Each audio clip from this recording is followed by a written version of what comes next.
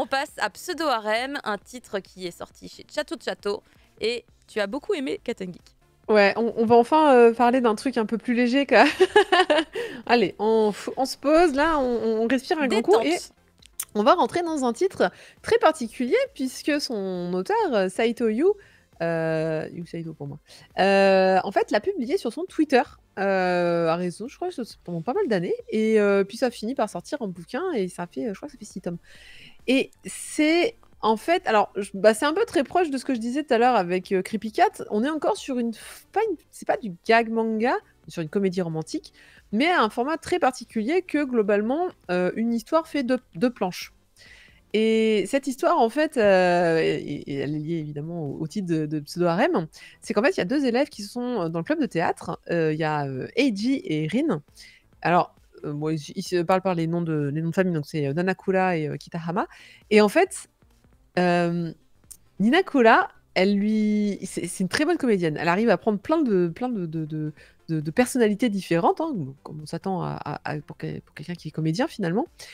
Et en fait, elle arrête pas de lui. À un moment, il parle d'amour, il parle de rencontres, et en fait, elle va lui créer, on va dire, 5-6 personnalités. Alors, je crois que c'est même 4-5 personnalités différentes de filles, et elle va à chaque fois lui parler avec l'une des personnalités.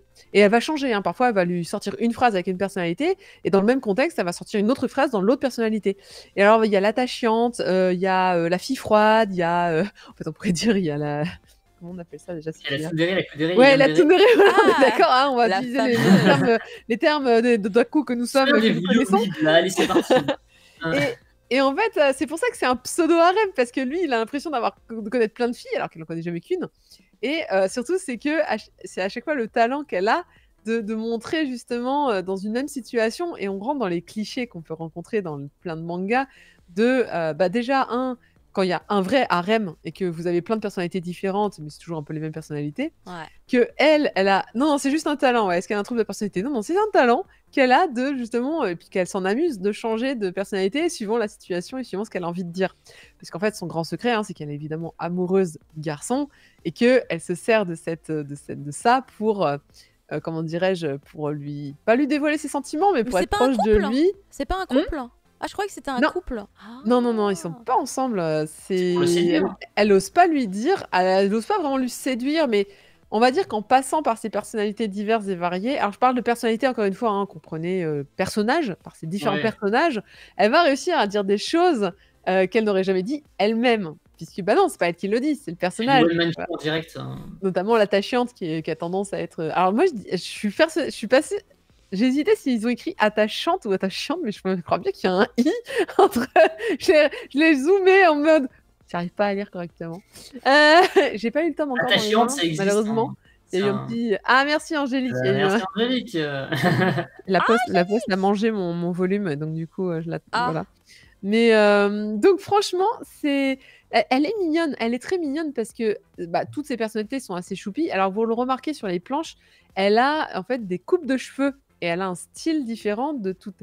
Donc la beauté froide a les cheveux détachés, puis vous voyez ce regard un peu froid, etc. On la voit en bas. Alors je crois que c'est l'attachante est en haut à droite. J'ai un doute celle qu'elle est couette, laquelle c'est, mais elles ont toutes un truc en fait qui vous permet. Visuellement, vous pouvez vous y retrouver. C'est-à-dire que c'est pas la même fille qui balance des phrases et tu te dis. Et alors, merci pour l'édition de Château, puisque du coup, même la phrase, la police utilisée va changer en fonction des personnages. Ah. Et donc, du coup, vous allez pouvoir vous dire encore plus. Voilà, il y a plein d'effets visuels qui vont vous permettre de savoir laquelle est en train de parler en fonction. On le voit mieux là, vraiment sur les. Voilà, que les polices sont pas les mêmes. Alors lui, comment il vit tout ça un petit peu, ce garçon? Lui, il trouve ça génial. Déjà parce qu'il trouve que c'est une comédienne incroyable et lui, il fait partie du club de théâtre. Donc à chaque fois qu'elle utilise une de ses personnalités, de ses personnages, lui, il est en mode « Ah ouais, t'as raison, il y avait ça. Ah ouais, là, je vois effectivement... tu as raison, c'est ça que ce personnage aurait dû dire, etc. » Donc en fait, elle touche dans le mille, elle arrive à changer naturellement et à s'adapter à chaque contexte. Et lui, il trouve ça juste incroyable à chaque fois et il s'en amuse. Et donc, c'est vraiment une comédie romantique. On est vraiment sur de la comédie sur... Alors, comme j'ai dit, c'est des scénettes, c'est très très court.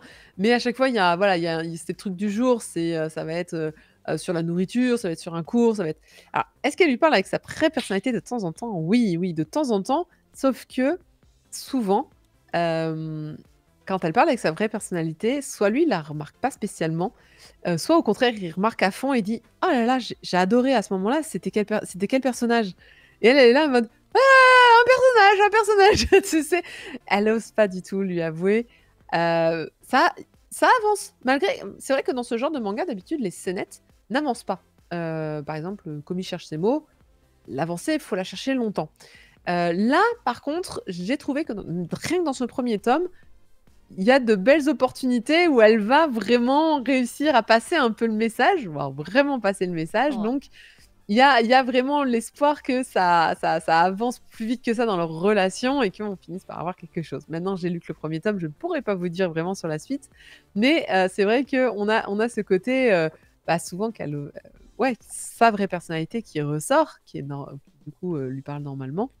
Mais est-ce que lui va réussir à capter? Encore une fois, le premier tome semble indiquer qu'il capte des trucs quand même, donc c'est réciproque à peu de choses près. Donc c'est mignon, ça se lit plutôt facilement. Après, c'est vrai que personnellement, j'ai du mal avec ces histoires-là parce que moi, je préfère quand il y a un fil rouge, J'aurais aimé que ce soit pas. Il doit y en avoir un qui arrive après pour que ça fasse 6 tomes. C'est dur de faire. Peut-être. Encore une fois, il faut comprendre le contexte de cette histoire. C'est que ça a été publié sur Twitter. Ça a été vraiment. C'était censé être un truc qui n'était pas censé sortir en bouquin. C'était des petites choses, vous savez, publiées une fois tous les jours, un truc avec un rythme assez soutenu. Peut-être pas tous les jours, mais en tout cas, peut-être toutes les semaines, mais en tout cas publiées sur Internet. Et c'est vrai que les avoir en relié. C'est pas fait pour être lu rapidement, c'est fait, je pense, pour être juste dégusté de temps en temps, de se faire une petite histoire comme ça. Et là, ça prend tout son sens. Alors, j'ai trouvé que j'ai réussi à enfin, je le trouve bien plus réussi que quelques mangas qu'on a eu ces derniers temps qui étaient sur la même vibe. Je pense à notamment Machine n'est pas kawaii. Shikimori n'est pas juste mignonne. Merci. Très bien, je l'ai sorti à moitié en japonais, à moitié en français. Je trouvais que cette histoire-là, par exemple, avait ce format-là aussi, était un peu sur pareil, on pose un couple et puis mais n'avait pas ce côté un peu super drôle, alors que là c'est ouais, je sais pas, je trouve ça mignon, je trouve ça touchant et ça marche un petit peu. Voilà, alors peut-être effectivement qu'un fil rouge va arriver plus tard, je n'en sais rien. Ça sera l'occasion d'une nouvelle chronique et de dire à quel point on a apprécié de suivre ces. Alors, il n'y a pas beaucoup d'autres personnages, on est vraiment juste, c'est un huis clos entre ces deux-là, à peu de choses près. Ils changent de décor, mais pour l'instant, on reste vraiment cantonné à. Alors, finalement, est-ce qu'on peut pas dire qu'il y a 2 personnages? Je pense pas, je pense qu'il y a plein de personnages, puisqu'elle arrive à justement faire intervenir tout un tas de personnages différents, finalement. Très bien, merci beaucoup Katen Geek donc pour cette découverte Pseudo Harem qui est sortie cette semaine, si je me plante pas. Tout à fait, on l'a vu tout à l'heure dans Manga Collect. On est d'accord, on l'a vu dans la petite vidéo qui vient de sortir. On sait combien il y a de volumes au Japon? Alors je crois que c'est 6, à mon avis. 6, c'est le dernier, ouais. Ah ouais. Ah non, il sort demain. Attends, c'est le vendredi de Château Moi j'avais dit cette semaine, tu vois, je me suis pas mouillée. Mais il me semblait bien que Château de Château, c'était les vendredis. Ah, c'est le vendredi de Château de Château. Et ils sortent pas assez souvent pour que je retienne la date. Et ben justement, c'est un de leurs. Tu vois, ils font pas beaucoup. Enfin, ils ont quelques séries. Donc, une nouvelle série chez Château de Château, c'est à célébrer. Courez, foncez dessus. Tout à fait, on célèbre. Merci beaucoup. Écoutez, on enchaîne, on reste sur de la comédie.